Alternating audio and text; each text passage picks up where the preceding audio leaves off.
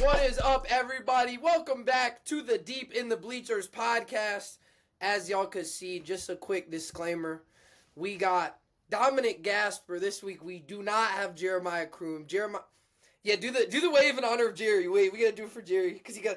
Hi, Jerry. Jerry's watching at home. Hi, Jerry. So Jerry is back with the fam this week, and he's got a lot of fam at home. So he can't really have no space to record this week very much. So he got too much fam at home. It's gonna be too much background, too much commotion stuff going on. Too much commotion, right? And then also this week, shout out to fam. I got me a new laptop, so I got some new quality. You know what I mean? I got some lighting out here. I got a nice little cam now. So shout out to fam for that one. But yeah, it's Deep in the Bleachers. Today is just gonna be me and Dom. But me and Dom, we're locked in. We're always locked in. It's still going to be good for y'all. We'll talk about some NFL, as always. I say it every week at the start. And then this week, we're actually going to talk more about the NBA. Because we like hoop here. Especially me and Dom. Jerry like hoop too. But he don't like hoop like me and Dom. He don't like hoop like me and Dom. So we're going to talk about some NBA as well for y'all at home. And we'll do a new segment. We're going to call it Hooping versus not hooping. It's very simple. You guys kind of get the gist, I feel like, already right now without even hearing it. And then we also are going to talk about, there was an MLB trade that happened within the last couple of days. And we're also going to talk about an upcoming prospect. He's not even really upcoming, but prospect for MMA world who's been going crazy. And I'm not going to say his name yet because I don't want to give that information up to y'all. So first things first. We'll do, you know what, Dom, should we do the NFL game breakdown or should we get into some of the little topics that we got for this week? Yeah, we'll just go through the NFL. Let's go through the games first. Get it out the way. All right, let's go through the games first. So, first game of last week was the Thursday night game on November 20th, and that was the Bills versus the Texans. Excuse me, everybody. Geez, sorry about that. That was the Costco hot dog burp. Disgusting. The Miller High Life. No, not the Millers. It was actually a Stella Artois, okay? Bougie beer. So we had Davis Mills and the Texans came out on top. Josh Allen threw 2 interceptions during that game. Some of the main players from that matchup. We had James Cook, 7 carries, 116 yards, and a touchdown for James Cook. Khalil Shakir, 8 receptions for 110 yards for him. And then, like I said, Josh Allen, he didn't do too hot. He threw for 253, but he got sacked 8 times, threw 2 picks, 67 quarterback rating in that matchup. The Texans just kind of managed the pace of the football game. So that's one that surprised me, but the Texans are kind of on the up the last few weeks, for sure. Texans have a good defense. Texans have a disgusting defense. I was going to say that pass rush with Will Anderson and Danielle Hunter is like just so good. I also, not even just that, but the fact that you brought up the pass rush right away. Bro, their corners are just as good. Like, I've been talking about For it. sure. Like, they got Stingley, Kamari Lassiter, Kalen Bullock. Like, they're disgusting. They fly around the field. I'm pretty sure it's a fact that they have the number 1 rated defense in the NFL right now. That would make sense, yeah. They do. Like, it's their ratings are tip-top across the board. I mean, just think about it. They've had injuries all year on the offensive side of the ball. They're still 6-5. Right. And the offense has definitely been the slow points of that team for sure.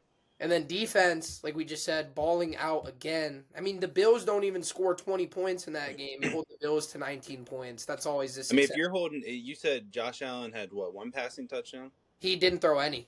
Oh, so there you go. I mean, you hold Josh Allen and no passing touchdowns, you're doing pretty well. Did he score on the ground? He didn't rush for any either. He didn't score a single touchdown. Yep. You're doing pretty damn good if you're stopping the MVP from last year. The touchdowns. The touchdowns were James Cook scored 1, and then Ray Davis had a kick return. He also literally had 6 touchdowns last week, so the fact they extinguished that like that, that's pretty impressive. Disgusting. The next game, Colts Chiefs. Chiefs came out on top of that game. They were down for like 3/4 of that game. Yeah, they were. Yeah, they were down for the first three quarters and then dropped 11 points in the fourth quarter and then won it in overtime. And that was one that, like, before the game, I was like, okay, the Chiefs, they just need to win this football game. And I bet on them to win the football game. And they won it in a Chiefs kind of way, like where you just fight back. Right. Colts didn't even do bad, so to speak. The Chiefs just managed what they could manage, and it They was slowed enough. down Jonathan Taylor, and that's what you got to do to beat the Colts. Yeah, Jonathan Taylor, 16 carries for 58 yards. That is not a Jonathan Taylor type of day this year. And then Daniel Jones, 19 for 31, 181 yards, two touchdowns, no picks. Solid I'm game still, for bro. Daniel Jones. I can't believe we're really at this point in the season, and Daniel Jones is just still. I like. He's really. He's good. He's not in the MVP combo anymore, but he's still. Nah, but I mean, he's still like a very, very serviceable starting quarterback. So Of course, bro. Of course. just surprising. No one saw that coming. And then let's see here. No pop-off games from any of the Colts players except looking at the defense here. Jermaine Pratt had 15 tackles, Tom. Respect, bro. Right, respect, bro. 15 tackles. That's crazy. On the Chiefs side of things, Mahomes threw for 352 yards, but he had 46 attempts. He's 29 for 46. He did not throw a touchdown, which is insane. Wow. Mahomes threw for 352, no touchdowns. He also threw a pick. Kareem Hunt, 30 carries for Kareem Hunt. He probably hasn't done that in almost a decade. 30 Yeah, right. years. Right. Yeah, no, seriously. That's cool. And he had 104 yards, Tom. That's smash mouth football. That's 3.5 yards a carry. Pure smash mouth football. Sure is. And then Rashee Rice, 8 catches, 141 yards for Mr. Rice. He's been balling all year. And then that game was just like I said, it was kind of the Chiefs were pedestrian for 3 quarters. And then they just won when they needed to win. And they haven't won a ton of one-score games this year. So I think that actually is their only one-score win this year. it might be. I'm pretty sure Jerry said last week that they haven't won a single one this year. So that's crazy. So then that's their first one. So shout out the Chiefs. No, actually don't shout out the Chiefs. I don't care. No, we don't. Bro, the Chiefs could have been sent straight to the Shadow Realm. I was gonna say we've seen a Chief. I mean, like we said, we were also talking last week. It's been like what, damn near a decade straight of the Chiefs making it to the AFC Championship at least. Like, I think it's 8, close to a decade, 8 or 9 years. I think it's crazy, dude. Crazy. And not only going to the AFC Championship, hosting the AFC Championship. Each and every time hosting it at home. Right. And they lost like once. Yeah, it's just Burrow. It's literally just Burrow. Just Burrow. I don't know who else got them out of it other than I honestly don't know. Because Mahomes beat Brady. Beat Brady. Who else could he have possibly? I think he literally wiped Josh Allen like 3 times. Right. I think it's just Burrow that got him. I'm gonna be honest. Yeah, I think that's right. Burrow. Then other games, we had Seahawks Titans. Seahawks started out hot in that game. They were already up like 2 touchdowns at halftime.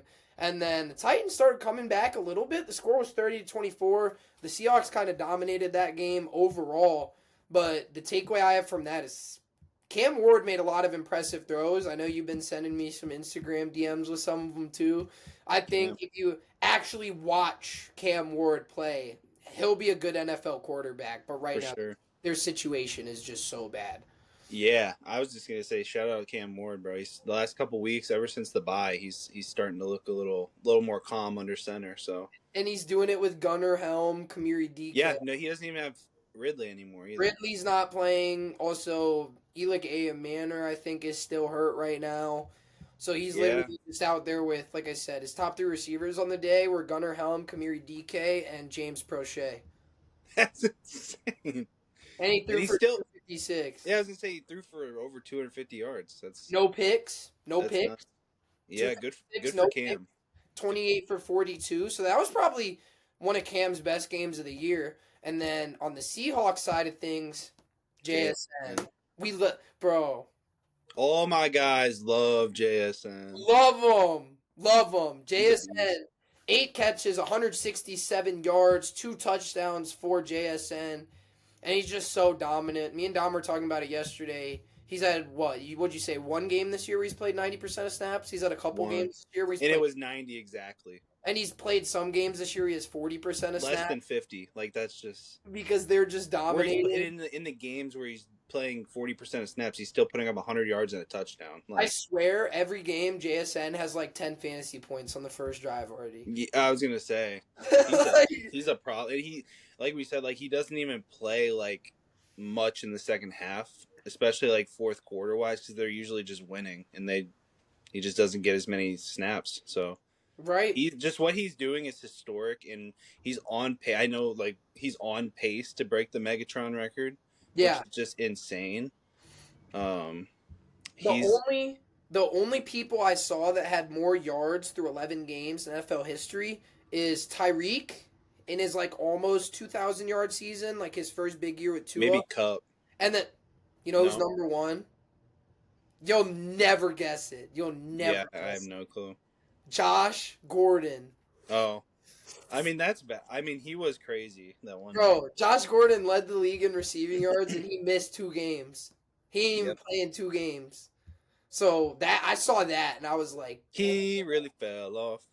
He just couldn't stay off the weed. Yeah, no, it's funny because now it's like that wouldn't even really be a problem. Oh yeah, now they don't even care. Yeah, right. Bro, I remember a couple years ago there was like a story. Jamal Adams. It was when he was on the Seahawks. He was like hurt and he was watching one of their games and he posted on his Instagram story him like sitting on his couch watching the game. There's just a big ass J on his freaking on his dining room table. Yeah, I think it's fine that they smoke weed, bro. That's not a big deal. They don't even care anymore. Next game on the schedule. Also, so real quick, I will say, in terms of the Seahawks, that game was absolutely huge for the Seahawks. They now sit at, I think it's 8-3. So the Seahawks was not expecting the Seahawks to be one of the best team in the league, but goddamn. They're solid. They got a really good defense, and the offense is also very solid. So they're just good all around. The line's good. Even like, didn't Darnold throw? Was it not this week or the week before he threw 4 picks? I think you're right. I think he did throw 4 picks last week. And I think they still won. Like that just it might have been the Rams game where they lost by 2. Oh, okay. I think so, but they almost won with Darnold having 4 picks, which is crazy. Packers Vikings is next game up here. Shout out my boy Owen if he's watching. My boy Owen was at that game with his mama because he Packers fan. She Packers fan. Packers, they didn't even do amazing. It kind of was just J.J. McCarthy did so bad. Man. J.J. McCarthy, if you look at his completion percentage, not bad. He's 12 for 19, but he had 87 yards, 2 interceptions, no touchdowns, 34 quarterback rating. Yeah, not good. It was real stinky. And then the running game, they couldn't get anything cooking really like that. They rushed for, what would this be as a team? That's 42, 41. So they rushed for 93 yards as a team. That's not enough. No. Justin Jefferson and J.J. McCarthy still can't get clicking. Justin Jefferson, 4 catches for 48 yards. Jordan Addison didn't even get a single catch in that game. T.J. Hawkinson had 4 catches for 19. This Jordan Addison. He's 0-0. Bro, that's Jordan Addison, but also this is JJ looking for other JJ. He's straight tunnel vision. He's like this.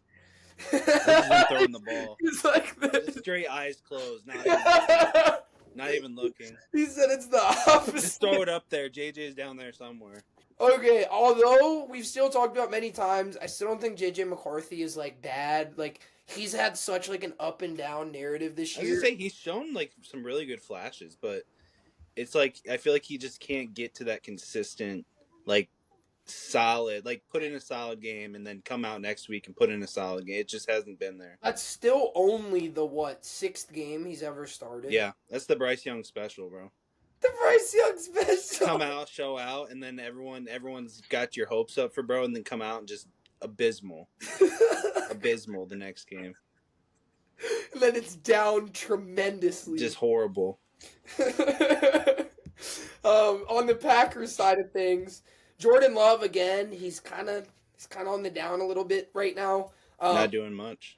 No, and I mean, without Tuck, he's kind of lost out there, man. They don't have anybody you can really trust I right think now. Reed should be back this next Yeah, week. Reed should be back here soon. Jaden Reed, as we all know, great playmaker. But Jordan Love, 14 for 21, 139 yards, no touchdowns, no picks. So he just. What's up with Josh Jacobs? Because I'll tell you what, he's going to be like crucial to whether or not they could succeed at all in the playoffs. I I think. mean, he definitely is because it's Josh Jacobs. But I was going to say, though, shout out to Emmanuel Wilson, 28 carries, 107 yards. I did see he had a good game.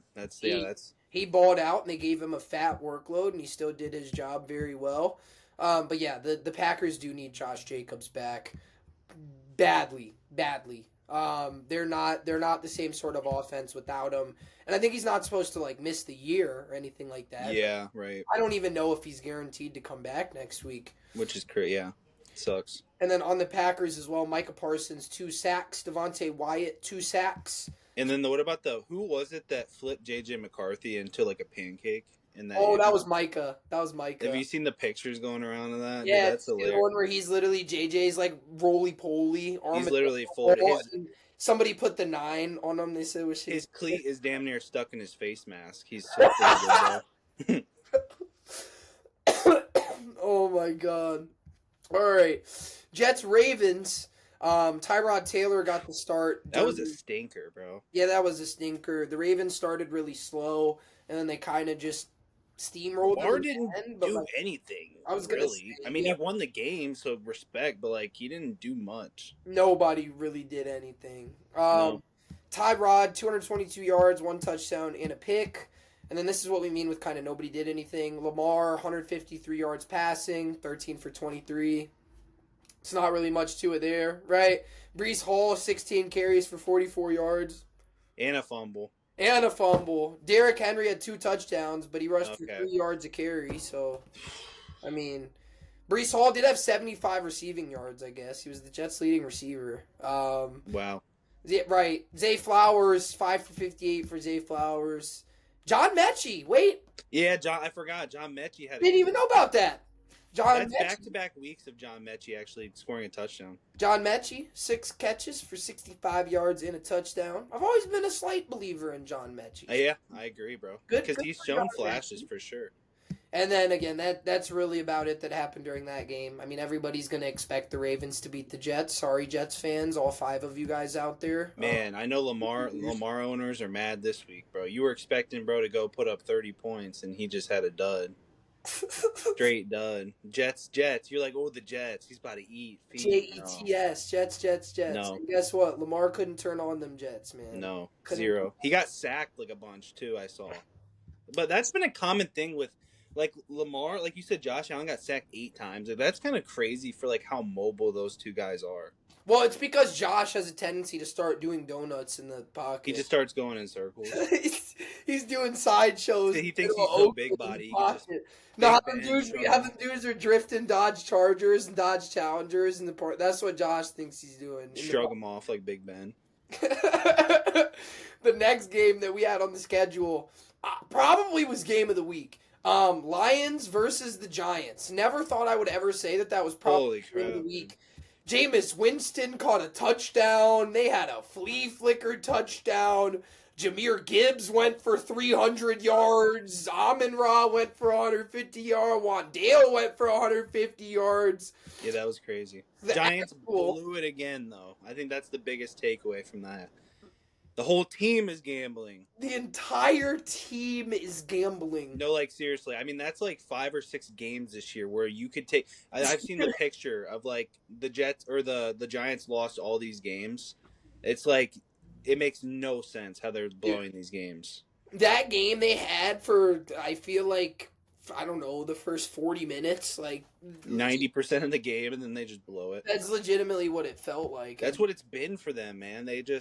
I couldn't imagine like the up and down feeling of being a Giants fan. Like you feel so good in the moment, you're like, we're gonna get this done, and then blow. Man. Yeah, but Jahmyr Gibbs, like we said, I know we talked a little bit like off the camera, like historic performances.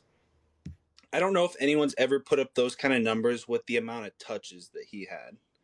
Yeah, so he had 15 carries, and he had He 8 did have catches. 11 catches, but Okay, that only 11. accounted for 45 of his yards. So that's only 26 touches, though, total. His on the ground was 14 and a half yards a carry on the ground. Just ridiculous, dude. That's just insane. Like, and then Jameis, too. So Jameis, 366 yards, 2 touchdowns, and a pick. And then again, Wan'Dale Robinson, 9 catches, 156 yards. Wan'Dale's a beast. Yeah, Wan'Dale's a beast. I always thought Wan'Dale was just a short route guy. I always thought that, and then Wan'Dale's coming out balling this year. Target hog. So shout out Wan'Dale Robinson. Out of all the people that had a great game, it's almost like people also forgot, like I said, that Amon-Ra had 9 catches for 149 yards and a touchdown. So he played a great game as well. That game was just overtime. Jahmyr Gibbs, see ya, throw up the deuces. If he didn't do that, the Giants could have potentially won that football game. Most definitely. Crazy, though, that they even went to OT. Like, I know. I mean, the Giants should have just won that game. They just blew that, dude. So let me see the breakdown. So they gave up. So the second quarter is where the Giants screwed themselves. They let the Lions put up 17 points in the second quarter. Yep. That's just you're kind of toast at that point after you just gave yourself such a great lead. If you just let it all dwindle away into the wind. Yeah. Jazz hands into the wind. Poof. Poof. And it's gone. It's gone. And it's gone. Next game, Steelers versus Bears. We don't have to talk about this very long if you don't want to, man. I got like a few things to say, but not much. Oh, okay. Let me go on ahead, bro. Let me All I gotta say is one, the coaching in that absolutely just terrible. I used to always be a Mike Tomlin believer. Like, let's not fire Mike. I feel like a lot of people were on the fire Mike train way before I ever even considered it, and now I'm just like, I'm so ready. I'm just so tired of watching them blow these games because of stupid situations. Like, you could give one of the best kickers in football a 65-yard attempt to tie the game, but you're gonna drop your backup quarterback into shotgun and have him drop back for a pass on 4th and 9 to try to get the first down. Man, just crazy, dude. Steelers. That was a very winnable game for the Steelers, and they couldn't pull it through. So, coaching on the defensive side not great, and we know Mike Tomlin plays a big role in the defensive side of the ball. So, yeah, that's all I really got to say. I think it's time for the Steelers to move on. Really. Wow. I'm not even trying to say wow like that. I was doing that for No, I get you. You told me you thought the Steelers should be getting rid of their guys a little bit ago. Bring in John Gruden. Hey, John Gruden. Great motivator of men. Great Migos. Great motivator. Creator. And he's a great play caller too. Hey, Will Howard put him onto the I forget, was it Will Howard put him onto the Migos or who was that? I think you're right. It was either that for the Migos or it was for Youngboy. I think it was one of the two. I think it was the Migos, though. I do think it was the Migos. Caleb Williams looked really good. Yeah, Caleb Williams, 3 touchdowns, 239 Aside from the safety he gave up, he had a really good game. He did. One thing to look out for, too, Kyle Monungai out-carried DeAndre Swift by he did. amount. 12 carries for 48 yards and a touchdown for Kyle Monungai. I mean, that's like a pedestrian kind of day. It's not a bad game. I mean, you're getting 4 yards a carry. It's kind of the indicator for, like, is that good? 4 yards a carry is like, okay, solid. DeAndre Swift, 8 carries for 15 yards. Not good. Right. As well for the Bears, Colston Loveland continues to do well. He got a touchdown of his own, 50 yards for him. DJ Moore, random pop-off game. This year he's been kind of on the down a little bit. 2 touchdowns for DJ Moore. 2 sacks for Montez Sweat, as well as a forced fumble. So he was wreaking havoc on the Steelers. He was. And then for the Steelers aspect of things, they ran the football decently well. Yeah, they did. Kenneth Gainwell, 92 yards on the ground. Kenneth Gainwell is nice. Yeah, 10 carries for 92 yards. That was a great pickup. Didn't he also get a touchdown on special teams, or am I tripping? No, weeks ago. He got stuffed at the 1 on a run. I think you're thinking of they did a fake tush push basically and gave him an end around that he took like 70 yards and got out at the 1. And then they had Steelers. that was the thing too. About They had a strip sack touch. They had a touchdown. I was gonna say, I mean, other than that, that was the only sack they had. No. Really, that was the only sack they had. I didn't even realize that. Only sack was the safety. Yep, only sack, no pick. That's terrible, bro. I mean, but you got a defensive touchdown. It's like if you get a defensive touchdown, you can't even be mad. Yeah, no, that's good. Oh, the one thing I'll also say is Peyton Wilson. He's on track to break the Steelers franchise record for most tackles in a season. So shout out Peyton. I'm gonna tell all the viewers at home. Two of the last 3 drafts. I talk to this about Dom all the time. He already knows what I'm gonna say, bro. George Pickens. Yeah, and I'm gonna tell them because they don't know this shit. I was at work, and I told Dom to tell me who the Browns picked in the second round. And I'm waiting, and I tell him, I'm like, I hope we get George Pickens. Dom is a ball knower. At this time, though, does not know who George Pickens is. Not at that time. All of a sudden, he texts me, the Steelers picked George Pickens. The Browns traded out of their pick. I was like, are you serious? Last year, 4th round of the draft rolls around. I'm like, man, I hope the Browns get Peyton Wilson, man. Trade out of the spot. Again, Dom doesn't really know who Peyton Wilson is. Steelers, ba-da-doom, ba-da-doom, doom, doom. The Steelers select Peyton Wilson. He's like, oh, we got Peyton. And then now, both of the guys are the Hoopers. So pretty much my main point is I should be the GM of the Cleveland Browns. There you go. Next game on the schedule. Take me through there.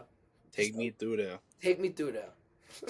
I'll do better than Andrew Berry, man. Come on, bro. Yeah, I just need somebody to help manage the finances. I'll give you the players to go get. I just need somebody to work out the contracts, which would technically be my job. But I'll just hire a financial advisor. He or she will figure it out, and then I'll just tell them get these players. You can have Chauncey Billups do your finances. Not Chauncey. Chauncey cannot be around for the finances. He gambled the money away. Chauncey got hella overdraft fees right now. I know he got crazy overdraft fees. Oh, yeah, for sure. Next game on the schedule, Patriots-Bengals. Patriots should have won that game by more than 6 points. Drake May, though, still had another good game, almost 300 yards passing. Travion Henderson, he said, Ramondre, go get on Indeed, buddy. Trevion's still going. He said, we're good now. He said, we're good, Ramondre. Just go get on LinkedIn. Go get on Indeed. You'll figure it out. Don't worry about it. Travion Henderson, 18 carries to Ramondre Stevenson, 6. And Ramondre Stevenson had more carries than yards. So, beautiful. Love that. Chef's kiss. Love to see Travion hooping. We knew Travion was a talent. He just needed to touch it. Man. Mike was selling him for so many weeks. Hunter Henry, 7 catches, 115 yards, and a touchdown. So, a great game for Hunter Henry. Joe Flacco didn't even really play that great. 19 for 37, 183 yards, touchdown, and a pick. Chase Brown, 19 carries for 107 yards. And in the game without Jamar Chase, everybody just kind of got a couple catches, couple yards. Nobody really did anything crazy. Yoshivas was the leading receiver on the day. Mitchell Tinsley caught a touchdown, which I actually bet on. But I made it a parlay because I'm an idiot. Mitchell Tinsley, I'm dead. Dude, I didn't tell you about that. I put a Mitchell Tinsley touchdown, a Darnell Mooney touchdown, and both of them hit. And the line that didn't hit was Shadur Sanders didn't get 2 passing tutties. It would have turned 50 cents into $50. It was plus 10,000. Man. And it was all, bro, 2 out of 3 is crazy on that. Could have threw a 5 on that. Shadur 1 passing touchdown. Throw a 5. Could have, but I was chasing, bro. I was chasing that bag, brother. That game, that was the Bengals started out hot that game. It actually looked like they were supposed to win that game. And then it was like at the start of the end of the second quarter is when the Patriots kind of started taking over a little bit more. They scored 17 points in the second quarter.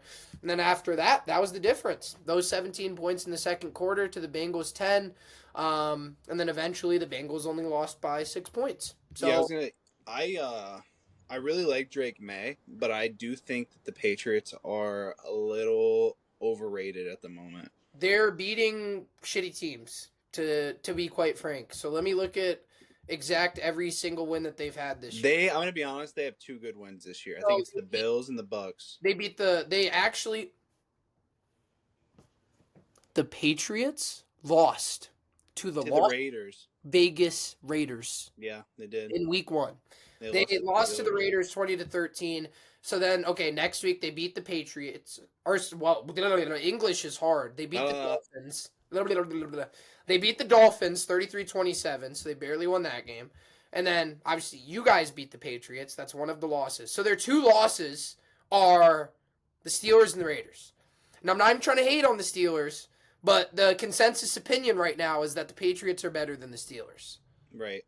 And the Steelers still beat them. And that was when the Steelers weren't even, like, they were kind of pretty bad week 2. Like, their defense was still terrible. Yeah. Still is not looking great, but so far they beat the Dolphins, then they beat the Panthers. They did beat the living crap out of the Panthers. They beat them 42-13. The Panthers aren't that bad, but like the week 3 Panthers are a lot different from the current Panthers. And the current Panthers still did bad yesterday. Yeah. So they beat, like I said, Dolphins, Panthers, Bills. Yeah, I will call the Bills a good win. Bills and Bucks, I think are it, bro. You got a good one there. Bills. Then you beat the Saints by only 6 points, by the way. You beat the Titans. You beat the Browns. You beat the Falcons by. You literally just those 4 teams right there are debatably like 4 of the worst teams. At least knock the Falcons out. Those 3 teams are the worst 3 teams in the NFL. Yes. So yeah, and then you beat the Buccaneers by 5 points, and then you beat the Jets and you beat the Bengals without Burrow. Another one of the worst teams, Jets. And then their schedule up and coming too. Not tough. No. They got the Giants this next week. Oh my god, dude. On Monday night. Then you got the Bills. The Bills. Well, that's division though. So. And then again, you got the Ravens. Okay. Got it. Then you got the Jets. Then you got the Dolphins. Then the season's over. So they have 2 games for the rest of the year. They should probably go 13-4 at the worst. At the worst. Which is crazy. I just don't see them going very far against an elite team in the playoffs. I don't either. And that's not even hating on the Patriots. It's just sometimes you play an easier schedule. It's like you're doing the best with what you got. But I was gonna say, God, I would be so happy if the Steelers could have a schedule like that, bro. Dude, come on. The Browns could probably be above 500. We just played the Bears. Now we're playing the Bills next week, and then we play the Lions. Like, I'm just like, dude, it just never ends. Like, you're just done with it, bro. No, like, seriously. You're just done with it. And then this next game on schedule here, I'm very happy to talk about it. Perfect timing. Browns 24, Las Vegas Raiders 10. I don't even care that we beat the Raiders. This year's over. I honestly kind of I just wanted to see what Shedeur had. And we saw what Shedeur had. He still went in there.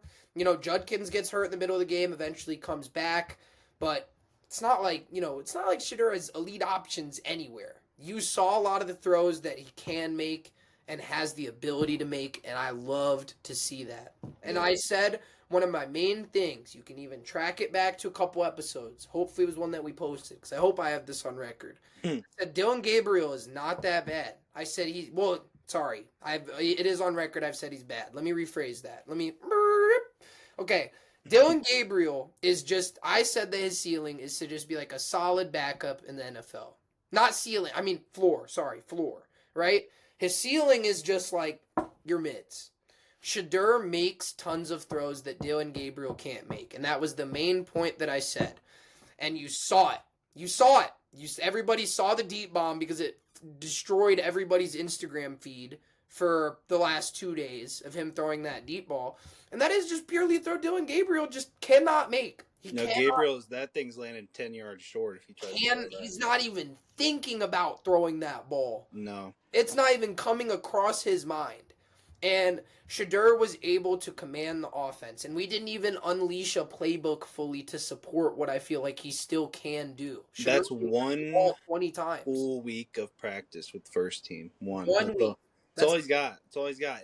But it just shows, it comes to show, I know it was the Raiders. We got to take that into account here. And Dylan Sampson also caught a 60-yard touchdown where he just did all the work. Right, true.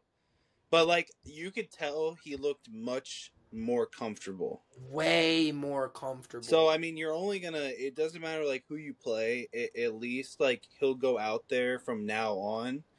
With every week he gets more practice, he's just gonna look more comfortable. I think out there. So And also, I don't even want to sound corny when I say this, but I think it holds weight that the team just has a different vibe when he's starting. Like, everybody can feel it. Like, I'm not saying we're good. Not at all am I saying are we good. no, I get you. But the team, it feels like, rallies more around Shadur. They have more of a belief in Shadur. Like, there's a reason Myles Garrett, when Shadur makes that first big throw, is tapping everybody like, yo, did y'all just see that? Like, he's the truth, low-key. I mean, okay. Here's the thing, though, is I feel like the Browns' outlook for the future isn't as like gray as like people make it seem because the defense is good. Yeah, but we owe Deshaun lots and lots and lots of money. Yeah, I know. But you guys really just have to draft well. Like We have, and this year was a start. This year was a great start.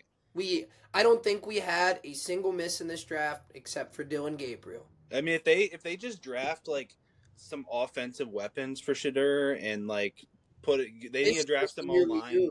They need to draft some O line. But other than that, like the defense is like pretty. It's set. Pretty damn elite, Good. dude. Like Good. we were just talking. I mean, we're on the Browns subject. So you might as well bring it up. Might be the first time ever that the defensive rookie of the year and the DPOY are on the same team. So that's just like. Me and Dom did talk about this yesterday just on FaceTime. The only time ever where there's been a defensive player of the year and a defensive rookie of the year on the same team is the 1981 New York Football Giants. And both of those defensive rookie of the year and defensive player of the year was the same guy. It was Lawrence Taylor. So there's never been a team where there's two guys on the same team, one defensive player of the year, one defensive rookie of the year. And as of right now, I think Myles Garrett's minus 1,000 on DraftKings for DPOY, and Carson Schweissinger is minus 400. I mean, he's got a whole season, a whole elite season's worth of sacks already through 12 games. So that's the other thing we were going to address. We already talked about the game, so I'll bring it up. Myles Garrett this year, like we said, 18 sacks already. Myles Garrett is on pace to shatter the record, which is 22.5 by Michael Strahan. I think TJ Watt tied it, right? Or did he have 22? Or did TJ tied it. I was going to say, I do remember he tied it. So Myles still has how many? We're about to enter, week 13? So he's still got 5 more games? Because now there's 18 weeks in the NFL year. There's... With bye week, but we already had our bye. They play 17 weeks. They already had their bye. Okay. We already had our bye. You guys had 13 through 18 then. So he's got 13, 14, 15, 16, 17, 18. Wait. So if you haven't played week 13, he's got 6 games. See, that's why I actually counted it out because it was one of those situations where it's like, even though it's 13, 18, you got that extra game. So he's got 6 games to get 4.5 sacks. For Myles Garrett, I mean, to speak to the stat, the last 4 games, Myles Garrett would be the NFL leader in sacks. He has 13 sacks in the last 4 games. Yeah, that's crazy. That's a crazy stat. He'd be the leader in the NFL in sacks if he just played the last 4 weeks. So that guy's on a different planet right now. Then let's continue on through here. But I am excited to see Shadur get tested this week against the Niners because the Niners' defense is a solid defense. Even without Fred Warner, without Nick Bosa, they've still done their job. So, all right. Next game up here on the schedule, we had Jaguars versus the Cardinals. That was an overtime stunner. Pretty solid game. Did Jacoby Brissett fully take Kyler's job, low key? Kyler is on IR right now. I know, but I'm saying in the future. They did that though because I think that they kind of didn't want to make it seem that way. I think that he kind of did just take his job. Maybe. I think that when Kyler comes back, if he does this year, they might just rule him out for the rest of the year so they don't even have to deal with it. Because honestly, the Cardinals at this point, they might just try to get every ounce of what they can get in a trade for Kyler, and they don't want to make it seem like, oh, Jacoby Brissett came in and took Kyler's job. Now we're trying to get rid of him. It's very possible, bro. I don't know. T-Law, 256 yards, 3 touchdowns, 3 picks. Kind of your classic T-Law stat line. Throw 2+ picks. Dude, it's the Jags have such a good team. If he can just clean up his act, they could do well, I think. They could maybe win a game in the playoffs. Maybe 2. I don't know. It just I'm depends. hating. Yeah, you've been hating though. I'm hating. When you, dude, like it wasn't that long ago. I forget. It was like the Jags were like 4-1, and you're like, me and Jerry were like, we should talk about how the Jags are cooking. You're like, the Jags are ass. They are. Like, I don't care. Like, let's look over who they beat. Wait, let's put a brief pause on this because I want to know. The Go for it. Jaguars, They have some good wins, bro. well, they beat the dog shit out of the Chargers last week, but so they beat the Cardinals, they beat the Chargers. Yeah, but we know T-Law owns Herbert, man. They beat the Raiders. They beat the Chiefs. I forgot about that. They beat the Niners. Like that's what I'm saying. They have some good wins, bro. They beat the Texans. They lost to the Bengals. But this is the other thing, though. Like, okay, so they beat the Panthers week 1. They lose to the Bengals week 2, but that was when they had Burrow. They beat the Texans week 3. They beat the Niners. Was that the first Mac Jones week? Week 4? No, the Purdy was still playing. They're so weird, man. They're just. It is. That's what I'm saying. I really think that's why I don't like them. Is they just T-Law can just clean. I don't know if that's even like possible for him, but like if he could just clean it up, like I feel like he is the big decider in whether they're winning or losing games. And when you turn the ball over 3 times, you're lucky to get a win. So also, Dom, I'm gonna give a formal apology to you for disrespecting Parker Washington. He's not a great receiver, but he's not bad. I was gonna say he's definitely better than De'Ami Brown. You were disrespecting him with that. I just thought they both are ass, I was like, Parker's at least I think serviceable. He could be a serviceable wide receiver. He could be your third wide receiver, and you're okay with that if you have 2 good receiver. You know what I mean? Like, which they do if BTJ is when they're healthy, right? When they're healthy. So Jaguars. And then, as well, Travis Etienne in 15 carries, 86 yards. Solid day for him. Tutton played good, too, I think, didn't he? Bayshaw Tootin, that was last week. This week, okay. 7 carries for 17 yards. Okay. Brenton Strange, 5 catches for 93 yards for him. Parker Washington, as we said, 5 catches for 71 yards and a touchdown. Jacoby Myers caught a touchdown. Etienne caught a touchdown as well. And then they won by 3 on a field goal in overtime. For the Cardinals, 317 yards for Jacoby Brissett.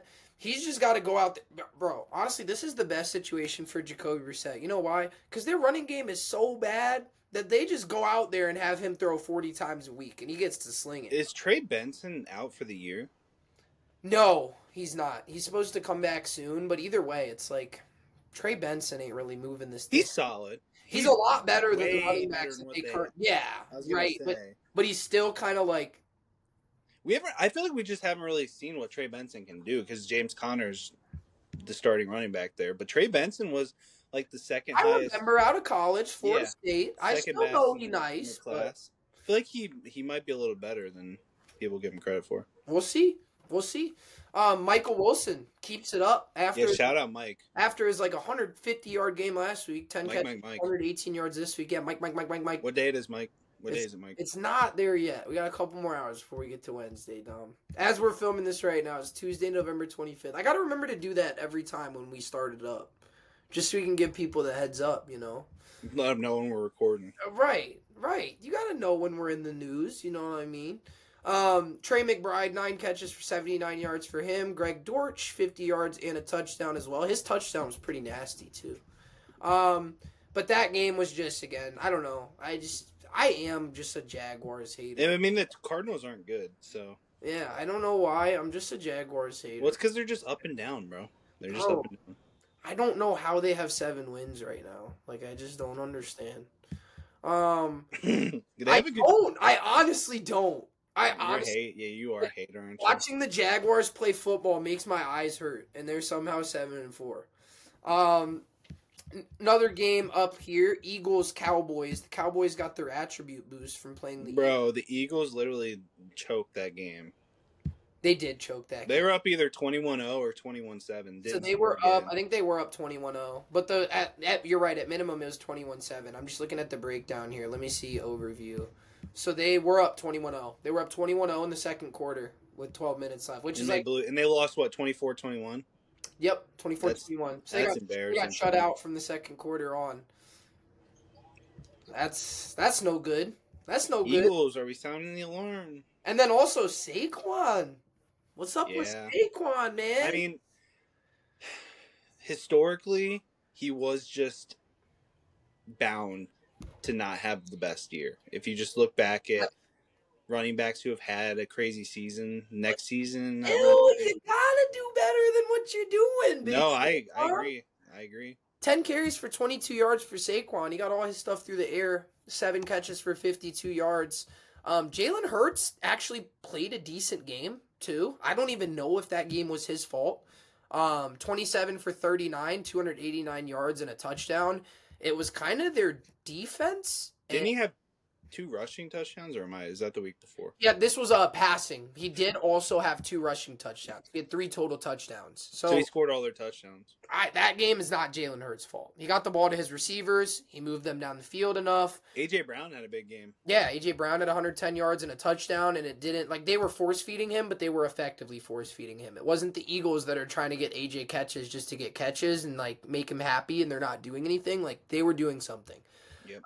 The Cowboys, they had a monster day offensively. They had 473 yards of offense. Dak Prescott threw for 354, 2 touchdowns and a pick. Only got sacked 1 time, so great job, Cowboys O-line, managing that pass rush. Pickens and CD continued their run of craziness right now. Pickens 146 yards and a touchdown on 9 catches. CD Lamb 4 catches, 75 yards. Even Ferguson threw in a little 5 catches for 60 yards. And then on the ground, Javonte had over 4 yards a carry on 20 carries. Got 87 yards on the ground. And then with his receiving, he had over 100 total yards on the day. So Bro, Pickens is 2nd in the league in receiving yards. He's so gross. Man, I'll say this every week, bro. The Steelers could really use a receiver like George Pickens, bro. Bro, you know my opinion on DK Metcalf, dude. Man, why you see DK always catching strays? He wasn't even brought up. Because you said they could really use a receiver like George Pickens, because guess who's not good enough? We just also don't have a second receiver. But just hating on DK too. I think not even hate. The most overrated team in the league is the Jags. And the most overrated player in the league is DK Metcalf. But that's so cap. They're both right here, bro. Next game up on the schedule here. We got Falcons 24 to the Saints 10. Who cares? Straight up, who cares? Kirk Cousins, I'll say that. Kirk Cousins looked good. Wow. Nice. You beat the Saints, Kirk. You did. Hey, cook up, Kirk. When you're sitting on the bench all year, it's kind of nice to come in and have a good game. Cook up, Kirk. 16 for 23 for Kirk Cousins, 2 touchdowns, passing, and a pick, 199 yards through the air. They ran the ball 26 times between Bijan and Tyler Algiers. They ran the ball a lot. Nobody really went crazy. I was going to say, Bijan didn't even do much on the ground, did he? 14 for 70. That's it. On the Saints side of things, Tyler Shuck, 30 for 43, 243 yards, no touchdowns and a pick. Chris Olave had a good game, 9 catches for 70 yards. Again, is Tyler Shuck, what do you think about Tyler Shuck? He's like, all right. I don't know. Right. He's kind of not really in a situation that's great right now where you can kind of... Well, of course. Really make an opinion. I actually don't think he's that bad. I'll tell you what, he's definitely better than Spencer Rattler. I still don't even think Rattler played that bad. Come on, bro. He didn't play that bad, bro. He was not doing well, bro. He was doing okay. I don't know let me see what Spencer Rattler's career high passing yards in a game is. Hold on. The Saints are just hot garbage. I just feel like I never saw Rattler's best game was 243 passing. Tyler Shuck just threw for 243 when their team only scored 10 points. Yeah, so that means he had to chuck a lot, man. They're down. Come on, bro. I'm not debating. I'm not saying he's better. I'm just saying I don't think Rattler was as bad as people say. He was on, I'll take Dylan Gabriel over Spencer. No. God, that's terrible. Spence is no good. Spence can at least throw the ball of more than 10 yards down the field. Spencer Rattler is so bad. Dylan Gabriel is... Actually, no cap, though. Dylan Gabriel should damn near not even be in the league. Low-key, maybe. He's just a rook, man. He just rook, man. Just let him... Go get into real estate, buddy. Go get into real estate. No. The next game, I don't even know if I want to mention it, but it's a game on the schedule, so we'll say it. Rams Buccaneers. I mean, the Rams are very dominant. Great for the Rams, 34-7. Well, Uh, what take away from that too is Baker got hurt. yeah, Baker got hurt. No damage, structural damage in his shoulder, but he's going to be out for a few weeks here. The Buccaneers are really getting out of the playoff spot. The Panthers kind of needed that win yesterday. Not Give Panther. them, yes, You just Panthers. I get what you're sorry. Division. Yeah, no, I get you. When the Buccaneers lose like that, the Panthers definitely wanted to take advantage of that game yesterday because they could have took a division lead. I'm pretty sure. They would have. Now they're tied right now. Yeah, now it's tied, and now there's no Baker on the Bucks, so that's something to look out for because that's what's that NFC? Is that NFC North? NFC South. South, yeah, NFC South. But yeah, Baker got hurt, threw 1 touchdown, 2 picks prior to getting hurt. Baker didn't even look great. No, the Bucks just have been. The Bucks offense since Mike went down has really. I mean, the Bucks had no chance. That game was over from the rip, bro. That game was they just could not get the ball moving. They were already not attempting field goals because they were down in the second quarter. If that tells you anything. And then just quick shout out as well, Devontae Adams, first in the league in receiving touchdowns at the. He's the best in the world. 33. He had 2 touchdowns again last game. Just before we move on to the next game, one thing we were going to mention quickly. I personally think the Rams are winning the Super Bowl. Dom, who do you think is winning the Super Bowl? I don't know. He said, Let me give you some options here, Dom. So you got the Patriots at 10-2. Nope. X, not winning the Super Bowl. Rams sitting at 9-2. You got Seattle at 8-3. You got the Niners at 7-4. You got the Bears at 8-3. The Packers at 7-2. 7-3. My apologies. Detroit 7-4. Eagles 8-3. You got the Broncos at 9-2. The Chargers at 7-4. The Colts at 8-3, and the Bills at 7-4. I don't know, dude. I guess this year is just weird because I feel like there's not like a team you look at. I mean, maybe that's the Rams. That's the Rams. Quite frankly, I'm like, other than the Rams, there's not really like a team that you're like, that team is dominant, like everywhere. Like we've seen the Eagles spiral. The Eagles have had close games. The Bills have been losing to shitty teams sometimes. The Patriots are only 10-2 because 80% of their wins are versus teams probably below 400, not even 500. Yeah, even lower probably. Like low-key, out of all the teams that I just mentioned, like I don't even like the Broncos are 9-2 and they're also kind of phony right now too. Like no. Yeah, I'm not a big Broncos believer either. Tell me why. Seattle might make a run. They could. Like, they put up a fight versus the Rams, too, like we just talked about when Darnold threw 4 picks.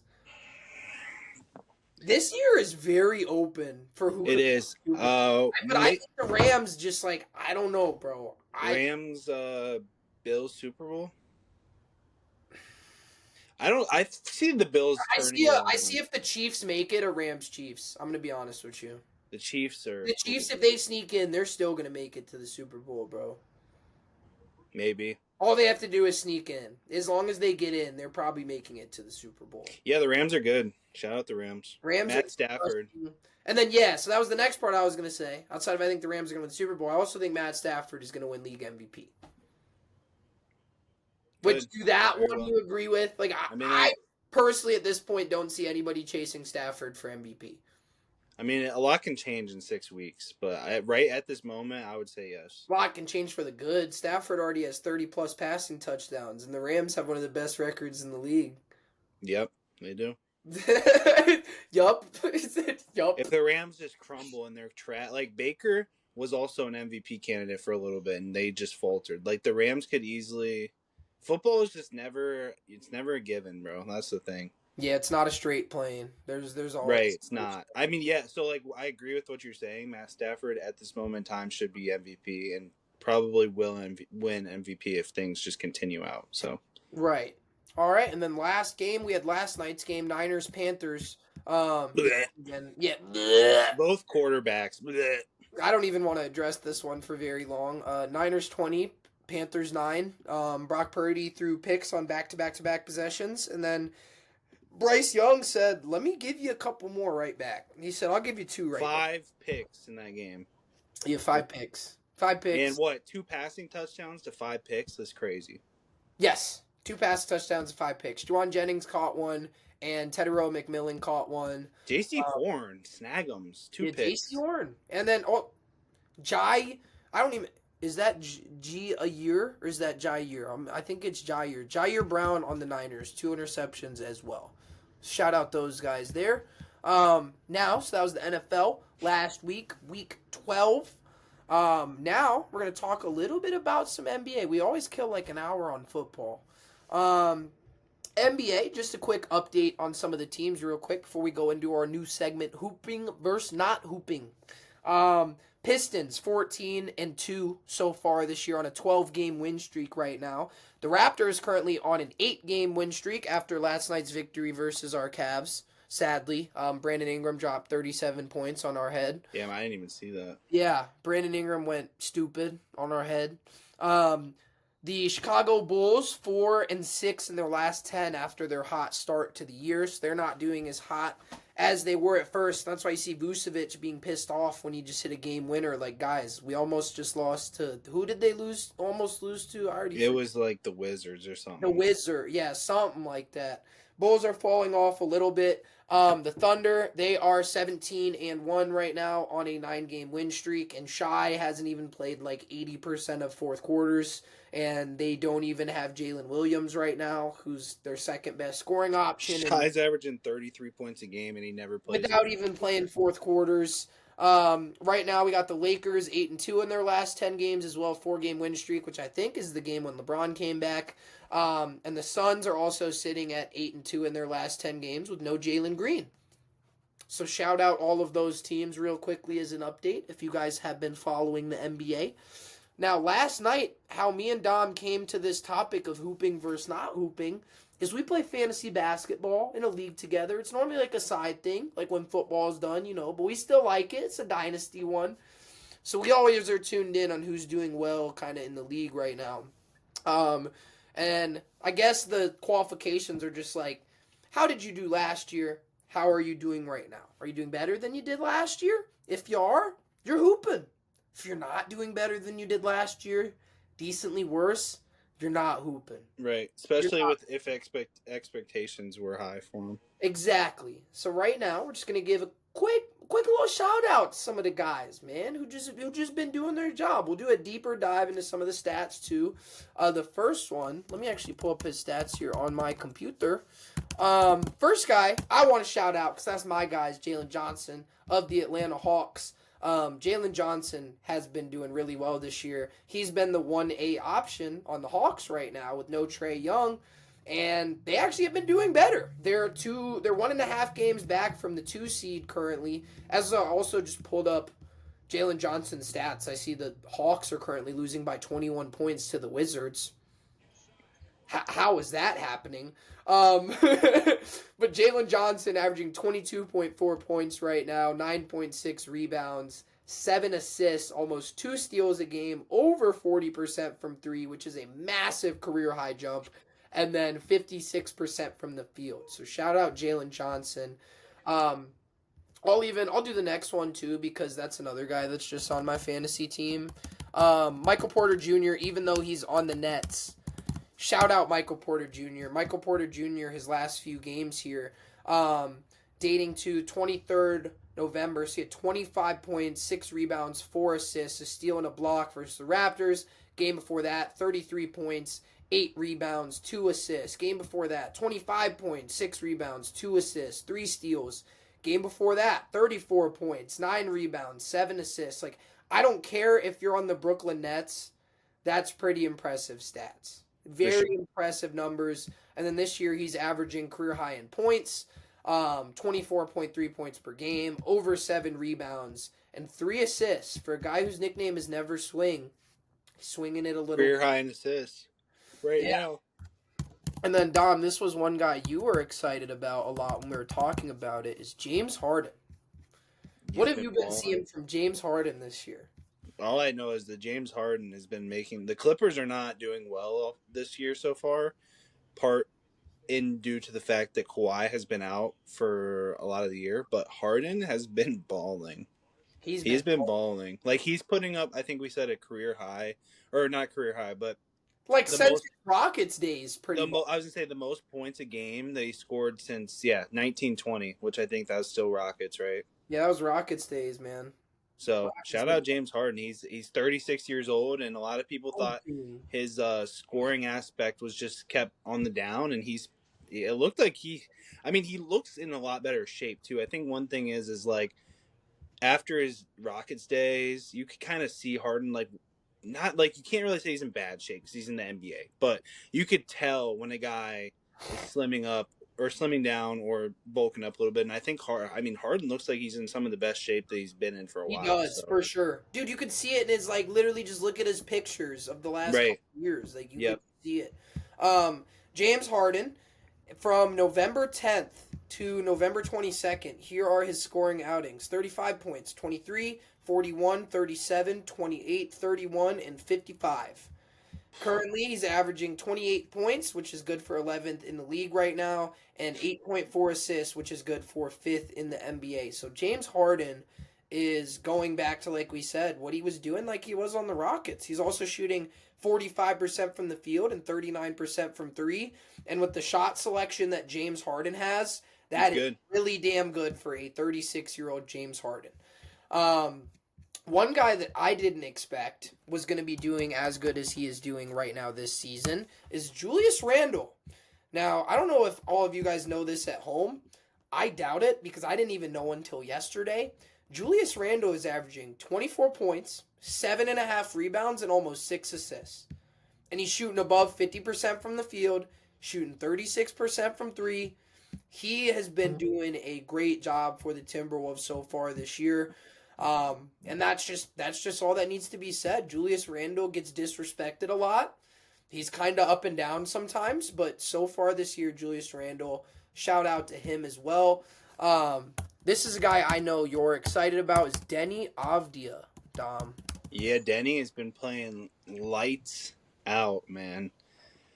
Oh, Deni, bro. Deni is just like, that's like we were just talking about fantasy hoop, man. He's one of those guys that just, we always had a feeling like, you're going to be good, but it's like, we could just never figure out when. And once he hit that stride, it was like right when he got traded, right? Pretty much right when he went to Portland.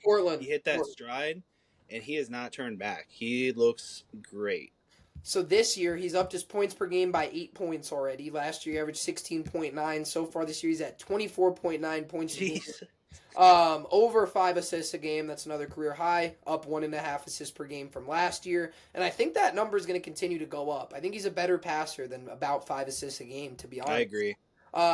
Over 6 rebounds a game this year as well. 82% from the free throw line. 37% from three, which again, that's the last 3 years he's heavily improved his three-point shooting. That was one of his biggest downfalls as an NBA player. And now he's shooting 7 3-pointers a game at almost 40% clip. And then he's shooting 47% from the field as well. And the Blazers actually aren't even bad right now. No. The Blazers don't have the most amazing, roster on paper, but they have a lot of guys that are doing really well right now. Keontae George. Now, the Jazz do kind of stink, but Keontae George right now, let me get the official numbers, but pretty sure he's averaging about 23 points a game right now. Yeah, 23.4 points a game, over 7 assists for Keontae George. Khalil Ware, this is another guy. We were talking about this yesterday. Khalil Ware over the last 5 games during the Heat's win streak is averaging 16 points and 15 rebounds. Board machine. Right. He's been going insane. Another one of Dom's guys that's been doing insane is Jalen Duren so far this year. Yeah, I don't have Duren anymore. I know, but you still like Jalen Duren. I do. I'm just mad that it took him until I traded him for him to start going absolutely bananas. Under 30 minutes a game for Jalen Duren. 20 points, 11 rebounds a game, steal and a block as well. And Jalen Duren, he's not like a jump shooter or anything like that, but he's heavily improving his game for somebody who's still 22 years old. We've seen him shoot some jumpers. He's being more impactful on defense. I mean, just the fact that he's averaging 20 a game just tells you what you need to know. Right, and that's always been the one 50%. thing where, like, if Jalen Duren gets a bag, he's going to be a problem. Like, and he's kind of starting to develop. Yeah, exactly. The next guy we have up here, Onyeka Okongwu, another member of the Atlanta Hawks. And that's one that's kind of similar with Khalil Ware. It's kind of just like the last few games he's been doing incredibly Balling well. out. But he's still doing a great job on the year. I mean, he's got 16 points a game, 7.5 rebounds a game, almost 3 assists for a big man is actually impressive for somebody that people think don't pass. I didn't even know that. Shooting above 50%, 41% from 3 on 5 attempts a game. I just learned that today as well. And we did some research yesterday. In his last few matchups here, dating back to November 12th, he drops 21 points. Following game, 32 points, 11 rebounds, 3 steals, and 2 blocks. Following game after that, 27 points, 5 rebounds, 2 blocks, 2 steals. Game after that, 21 points, 2 blocks. Game after that, he's got 15 points, 7 rebounds, 5 assists. And then last night, 20 points, 7 rebounds, and 3 assists. So Onyeka has been doing great. Scoring the ball. I feel like he should be rebounding the ball a little bit better, but he's been doing a great job, making a heavy impact. Random. Now we got the guys, it's not random, but we talked about a lot of kind of like stars or guys people expected to be good but are still overperforming. Did you guys have any idea Nickeil Alexander-Walker was averaging 19 points per game right now? I know Gabe didn't. Because I didn't. I had no idea. No, look, last night I told Gabe, I'm like, yeah, look, NAW's hooping. He's like, NAW is trash. I said, NAW is averaging 20 points a game this year. He said, NAW is scoring 20 a game? Nickeil Alexander-Walker, so far this year, is averaging over 19 points, 3.6 assists, 3.2 rebounds. And when I was talking about how people were doing over these stretches, right? So this is back to November 7th. Nickeil Alexander-Walker is practically just a scorer. So I'm just going to say points, but 20 points, 14 points, 16 points, 26 points, 24 points, 38 points, 10 points, 23 points. This is Nickeil Alexander-Walker. I just told you he dropped 38 points in an NBA basketball game, and nobody talked about it. Disrespecting, bro. And nobody cared. Nobody cared. Nobody cared. Never didn't even hear about it. And he did it on 13 for 17 shooting, Dom. With 8 threes. That's lights out. On 10 attempts. Sounds like someone related to Shy. Like, that's crazy, bro. How did nobody say anything about that? Just because it's NAW. It's because it's NAW. Yeah, but I was talking, like, right now, NAW is like the second option on the Hawks with Trae Young being out. He's like the second scoring option right now. Pretty much. I mean, Jalen Johnson, then it's either him or Porzingis, and I think he averages more points a game than Porzingis right now. I'll look that up to fact check, but I mean, we talked about Big O. Big O is averaging 16 right now. Kristaps, yeah, close. Kristaps averages 18.4. So yeah, he is the second. So there you go, bro. Yeah, there you go. One random one that I know nobody ever expected anywhere. Ryan Rollins. I thought Ryan Rollins, after the first 3 games, I thought would chill out. He has not chilled out at all. Been huge for the Bucks. Yeah, he has not chilled whatsoever. He's got also ESPN is playing audio on my laptop right now. Get off here. Now I got to pull back up Ryan Rollins' stats. I was like, what is going on here? Hold up, everybody. Ryan Rollins this year, he's spreading the stat sheet too, man. He is. 18.6 assists, 4 rebounds. He's just a 6'3", 180 guard. So, and he's still averaging, like I said, 6 assists, 4 rebounds, almost 50% from the field, 42% from 3. Over 1.5 steals a game. So statistically, if you're looking at all the major statistical categories you want your point guard to be good at, he's doing good at everything. The other day as well, 32 points for Ryan Rollins 5 days ago in their OT loss to the Sixers, but 13 for 26 in that game, 32 points, 14 assists, 6 rebounds. Jeez. And Ryan Rollins has been having games like this kind of all year. Like, he either gets 15, solid game, or he's popping off for 20 points, 25 points, 30 points. Still contributing in the assist department. Like his last 3 games, 14 assists, 7 assists, 7 assists.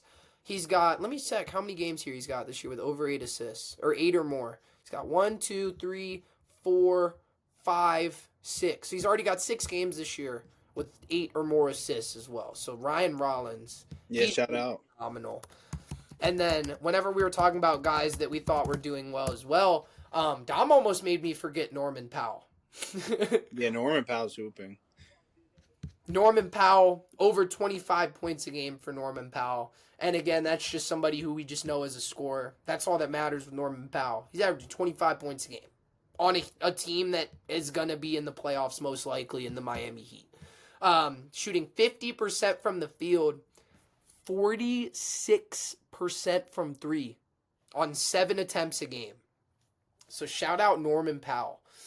Now that's all of our guys who are in the hooping category for this year so far.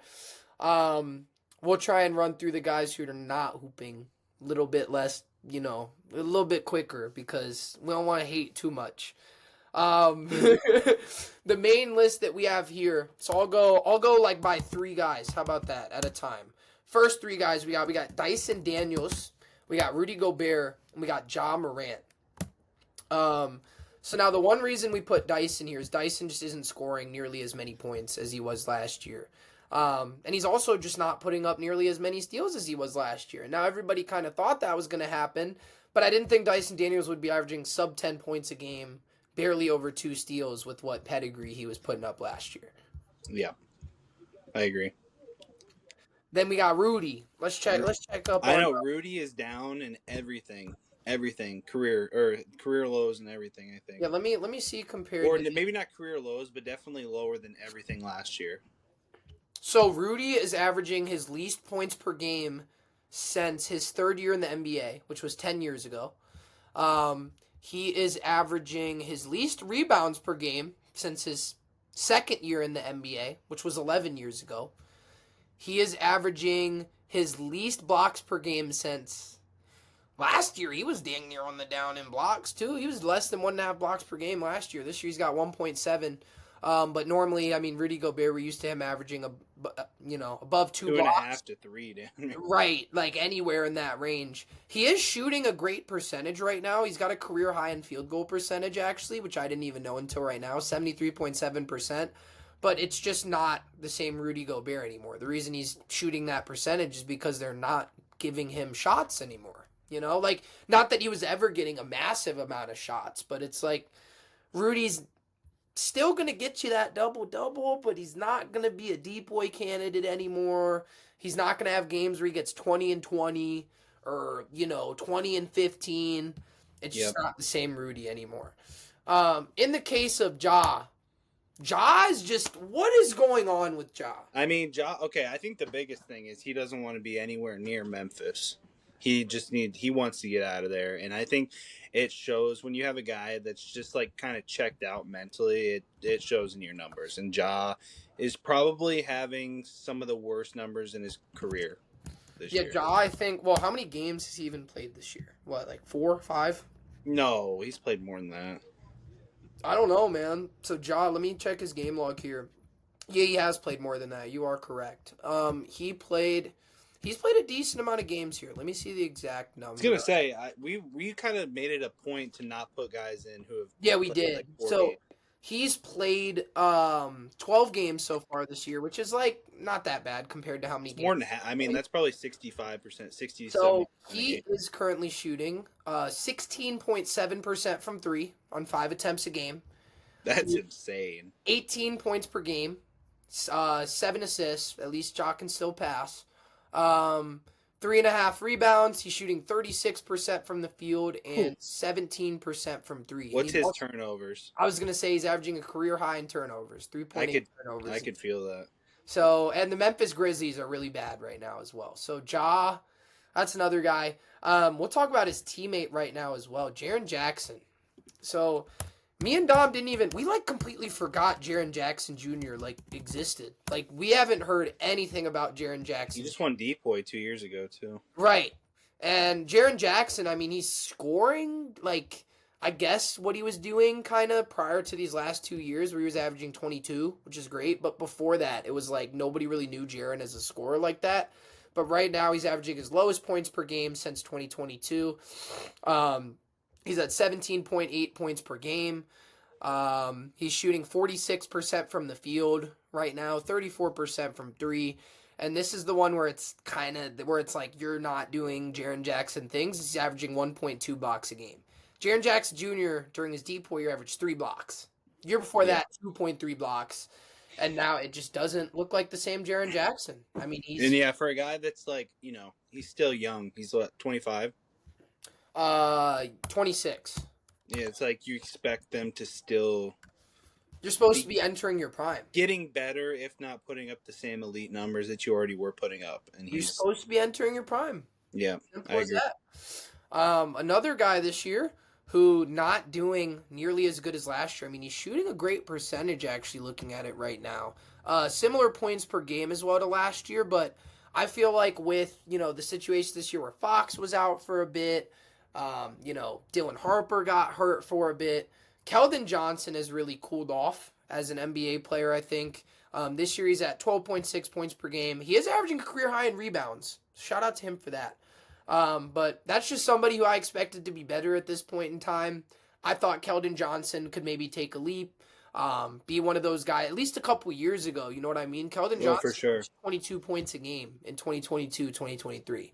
And here we are, he's 26 years old, and he's averaging his lowest points per game since his second year in the league. He's just shooting a lot less shots. I don't think it's inherently his fault. He's kind of just turned into a bench guy, but I put him in the not hooping because it's crazy that he's turned into a bench guy based on what everybody thought he was going to be. DeMar DeRozan. So DeMar DeRozan is might as well talk about him and his teammate at the same time. Yeah, again, we talk about him and his teammate at the same time. But DeMar, he is averaging, 18. So he's on right now 17.9 points per game. That's his lowest points per game since, holy cow, since 2012. That is his lowest points per game since 2012. Jeez, I mean, he's getting old. He's just, it's just the age thing. But DeMar, some of his games here recently, and that's also kind of heavily carried by some of the big performances he's had. But he had, a performance earlier this year against the Utah Jazz where he's got 7 points, shooting 3 for 9 from the field. The first game of the year, didn't he have 35 or something? Yeah, he had 35. He had 29 versus the Phoenix Suns with 9 assists and 6 rebounds. So he had 7 points versus the Utah Jazz. The very next night after that, he has a game this year where he's got 4 points on 1 for 6 from the field. And then the very following game, he scored 6 points on 3 for 10 from the field. And then he followed it up by when he played Memphis. They lost by 40 points, and DeMar DeRozan scored 7 points. Yeah, the Kings are a garbage fire right now. And his teammate, Zach LaVine is just, we thought the Kings would be decent, not amazing. I think we all had them ranked around a 10 seed, maybe, if we had them there at that point for our rankings of the season. But Zach LaVine, 21.4 points per game, but Zach LaVine's normally going to do that. He's just a pure scorer, but he's averaging his lowest points since 2023, 2024 for the Bulls. He's age 30 now. The reason I'm saying he's not hooping, this 20 points per game, 21, is heavily carried by, again, some of the big games that he's got. He started the year ripping fire. He had 30 points, 31 points, 32 points, 23 points, 30 points. Now here in the last couple games, just in the last week, 8 points, 3 for 7 from the field, 8 points, 4 for 10 from the field, 7 points last night on 3 for 10 from the field, and that game went to overtime. He has a game, and this is just this month, 9 points. He only shot 5 shots, but Zach LaVine should not be getting you 9 points. 12 points on 5 for 12, 15 points on 6. Kind of both. It's just both of them. You don't expect DeRozan or Zach LaVine to go out and give you 4 points. It's just... Right. That's kind of the main point. Neither of those guys should ever be getting you single-digit points 5 times in a month. Right. I would be surprised, once or twice. When it's more than that and it's both of them, that's just, very concerning. Another teammate that we have here, I actually forgot I even added him up here, Malik Monk. So that's also probably, again, a factor if he's just shooting less shots, but... Malik Monk, 12.4 points a game. I think they need to give some of DeMar and Zach shots to Malik Monk, low-key. Malik Monk is shooting 43% from three. Now that I look at this, that's a career best. 44.7% from the field. I put him up here purely just because he's down in points. It's the lowest points he's averaged since being on Charlotte in 2020. But now that I'm looking at the stats a little bit deeper, it looks like they should give Malik the rock a little bit more. The Kings are just not. I just don't think they have too many guys that need to go get a bucket. They don't have enough just variety on the team. No, they don't, and they need to. It looks like they need. And now Sabonis is hurt for multiple weeks too. So. One of the biggest. This is probably the biggest not hooping guy on the whole list is Chris Middleton.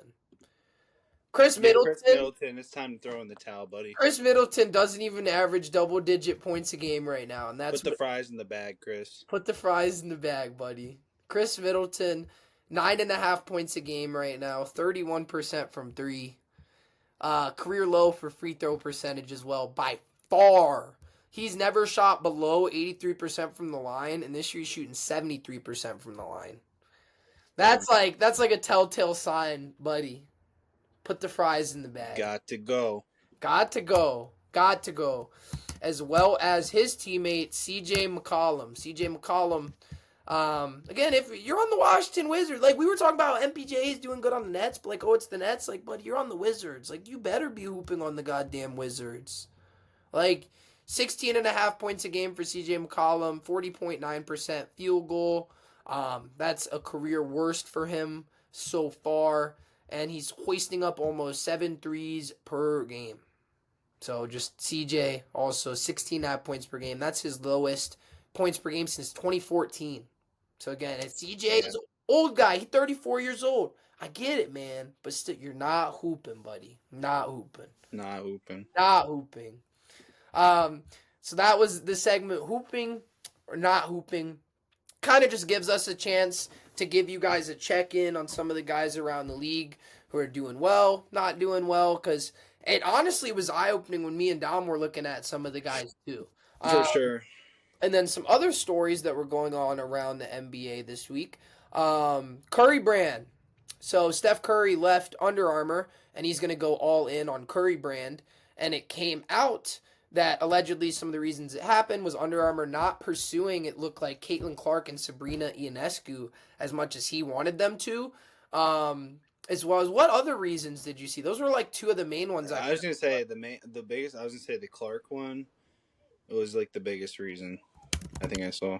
Let me see here if I got some more research on this. But I also think, yeah. So it says it was over frustration over the brand's perceived underinvestment in his signature line and disappointing sales performance. So also they were struggling financially to just sell Curry's. Which is crazy, because Curry's are actually good shoes. I didn't dislike Curry's.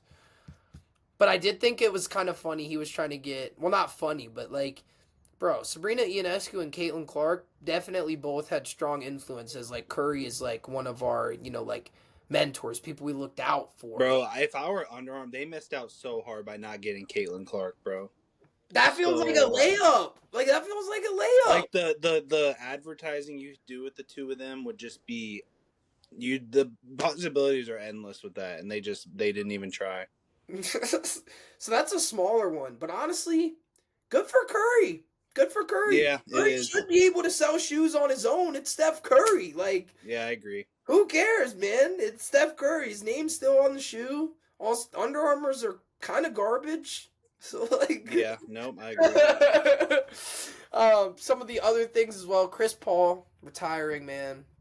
Yeah, We're talking about all the guys that are either gone already or gone. Dude, you know what's so funny is I didn't even know he was on the Clippers till the other day. Like, he's just like...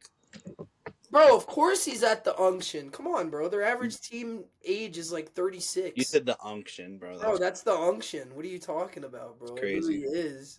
Their average, I think, age on the team is like 36. Like I said, like, bro, that is the unction. Like, old farts. You know who they're interested in trading for, too? Oh, man. DeRozan. Like, maybe for a bench spark. Make it more of the unction. You cannot throw him in that starting lineup though. It just won't work. No. John Collins ain't even starting. They don't even play John Collins, bro. They do John dirty. They do. Get the young man in there in the unction to give him some energy, man. Yeah, I don't nothing, bro. Energy. Some of the other things that happened as well. Chauncey Billups, his bail was set at $5 million. So if he posts bond, that still means he has to pay $500,000, which Chauncey Billups probably has. But if your bail is set at $5 million, Chauncey, he was in some deep dookie. If your bail is set at $5 million. Yeah. That's what that tells me. We were talking about that a couple weeks ago. If your bail's that high, you're in deeper shit than everybody even thinks. Yeah. That's crazy. He's guilty. That's what that means. He said he's guilty. He's guilty. So we'll actually, Dom, we were going to talk about the rookies. Let's save that for when Jerry's around because we're sitting here in about an hour and a half. MLB. We had a quick MLB trade too. Marcus Semien going from the Texas Rangers to the New York Mets, straight up for Brandon Nimmo. Me and Dom talked about this a little bit too, just off air. We feel like Marcus Semien is just a better player than Brandon Nimmo. But Brandon Nimmo, he is a couple years younger. I think Semien's 35. Brandon Nimmo, I think, is 32. Brandon Nimmo just had his best year of his career last year. But Marcus Semien is how many time All-MLB, Dom? What was it? Two-time All-MLB. Brandon Nimmo ain't never touched no All-MLB. He's also never even been an All-Star, so if that tells you the difference right there. But Brandon Nimmo last year, 25 homers, 92 RBIs. So we'll see. Yeah, I think it was just a situation where it's like they saw Semien just had one of the worst years of his career, and Nimmo just had the best year of his career. So they're like, here you go. There you go. Take him. But that's a pretty big trade for the Mets. At least even okay, Semien though, if I'm not mistaken, isn't he pretty garbage in the field? I think he has a couple. I'd have to double check that right now, but I'm pretty sure Marcus Semien is not good at I thought he had a couple Gold Gloves. Maybe I'm wrong about that. Let me fact check myself. I know he's a 2-time Silver Slugger. He's like a 3-time All-Star, 2-time second-team All-MLB. Yeah, but this is all on his hitting. Okay, they say he Gold Glove. He Gold Glove last year. I'm capped. Yeah, that's what I thought. I'm mixing something up. He's solid in the field. He Gold Glove last year. That's a great pickup. In the infield, it's him and Lindor. It's a great pickup. Bro, come on, bro. Second base, shortstop is him and Lindor. It's a great pickup for them. That's tough. So that'll be huge even if he can't hit. At least he can field. Exactly. He still can hit. He should be able to hit. Yeah, he'll have a bounce back. Dude, he did not do good last year. I expect him to play much better. Yeah, he still should be able to hit. Now, the big one that we want to talk about. This is a random one. We were just talking about it yesterday, and we almost started talking about it for 20 minutes just because. Gable Stevenson. Or Stevenson. Yeah, I love to call him Stevenson. I do too. I did for the longest time. Because I've just never seen anybody with the name Stevenson, but he's just different. He's just Gable Stevenson, bro. Gable Stevenson. I don't know how many MMA fans are ones who are watching this podcast. We do try and talk about it, but Gable Stevenson, he's somebody that is not in the UFC yet, but to fighting fans alike, everybody knows who Gable Stevenson is if you're tapped into fighting.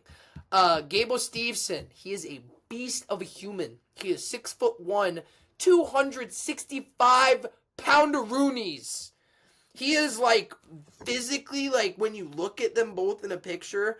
I might have to do a clip pulled up if we post this on Instagram, which eventually I'll do at some point. I know, guys. I'm sorry. I'm so sorry. Gable Stevenson is almost as physically imposing as John Jones.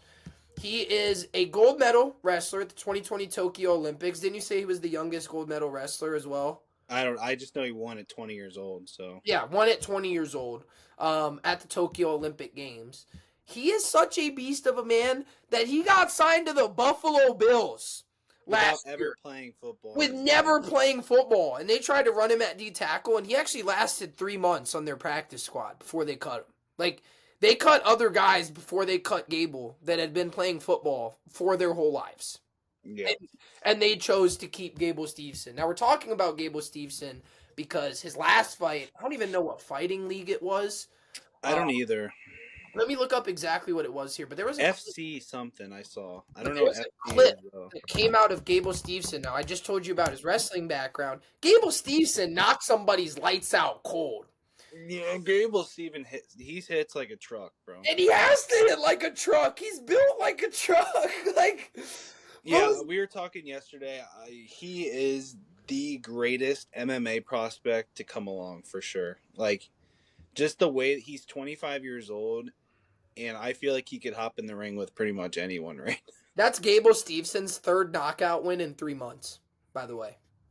Yeah, crazy. His third knockout win in 3 months. And then Gable Steveson, what got me is he gave him a little overhand right, and then right when he clocked him, he instantly shot the take. Like, Gable, he's already dead, buddy. Like, he's already down. Like, you don't even need to do that, Gable. Take like, him down, bro. No, the instincts were crazy. Like, he was on it right away. He was just, he didn't even know he knocked him out. And he's like, UFC should be diving on that opportunity before he even thinks to go anywhere. Right. He was literally lights out, falling to the ground like this. And Gable's already trying to keep minking him. It's like, yo, Gable, calm it down. Like, man. He doesn't even need to go through the contender series. Get this man someone ranked. Get this man somebody tomorrow. He could fight. Give this man Derek Lewis right now. Derek Lewis. Give him Derek Lewis right now. I mean, well, I feel like he could beat Derek Lewis like next week. Like, maybe. Like, okay, like if Derek gets a little too sporadic and starts throwing all that, fancy shit. Man, Gable will take his ass down. I was going to say, Gable will take him down. 3 knockouts in 3 months, and Buddy's a wrestler. He's not even a striker. Like, imagine a couple years from now. I mean, how he good is his a striker, hands. but he's not. That's not what his background is. I get what you're saying. He's not. Like, this is literally strength. Like, his striking right now is just strength. And, like, some months or years of training on hands, like, couple years max. Like, bro, get that guy. Keep getting that guy in the gym, bro. And get his form right. Get his technique right. He gonna be disgusting. He's gonna be a problem. Okay, do you think Gable will be a champion someday? Let's put that right now. I do too. I don't know how he's not gonna be champion, especially heavyweight. For sure, bro. The heavyweights aren't like that. I was gonna say there's not many heavyweights that are like wrestlers like There's that. There's never any heavyweights that are like that. Like, right. John was a light heavyweight, and then he went to heavyweight, and it's like, okay, John's a heavyweight. But outside of John, like, who's really the best heavyweight ever? Stipe? And Stipe's from Cleveland. I'm not even hating. I was gonna say Stipe's a goat, though. I like Stipe. Love Stipe. Great Stipe. But is he probably the worst, like, best? Yeah, I mean, you're right, though, because, like, other than that, it's like Brock Lesnar is one of the best heavyweights of all time, and was champ for, like, 2 fights. You're right. Like, there's, like, Gable could be the best heavyweight ever at the end. Whoa. Could. I mean, it's just early predictions, but, like, just based upon where he's at right now, yes. When you put it that way, the sky's the limit, bro. That's kind of the main point. Sky's the limit. We're not saying he's gonna be, but yeah, sky's the limit. All right, everybody. We ran through a full schedule here. Normally, if it was me, Dom, and Jeremiah, and we tried to run through all that, it'd probably take 2 hours, 20 minutes. Yeah, I was gonna say probably. We ran through a lot of stuff, y'all. You'll see it now. We normally gotta work it down a little bit, man. But we ran through a lot of stuff here today. Next week, sneak peek. When Jeremiah is back, me and Dom, we wanted to do a segment this week where we talk about some of the top NBA rookies. But we talked about NFL and then that hooping and not hooping segment for so long that we just didn't even. We'll also end up talking UFC next week. 100%. Huge UFC. Good UFC card. Huge UFC card next week. Everybody, thank you for tuning in. Jerry, we miss you, buddy. We love you. Jerry, deep in the ear. This is for Jerry. I got to give him a good one. All right, everybody. Thank you for watching Deep in the Bleachers. We'll see you next week. Peace.